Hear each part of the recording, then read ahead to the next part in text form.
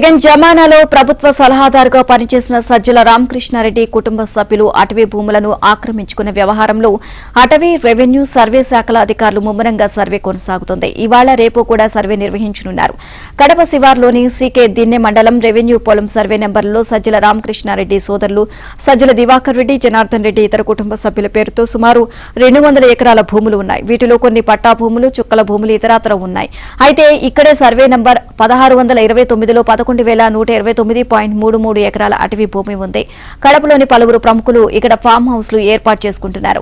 Sajjala brothers మంచి estate ఏర్పాటు చేసుకున్నారు. సుమారు 55 ఎకరాల అటవీ శాఖ భూములను కూడా ఇందులో కలిపేసుకున్నారు.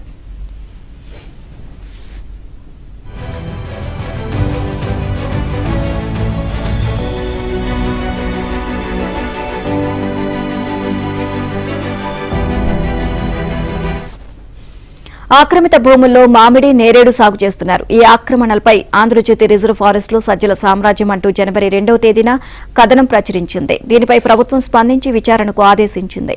అటవీశాఖ భూములు ఆక్రమణకు గురైనట్లు నివేదికలు అందాయి. కానీ అవి తమవి కాదని అటవీశాఖ చెబుతూ వచ్చింది.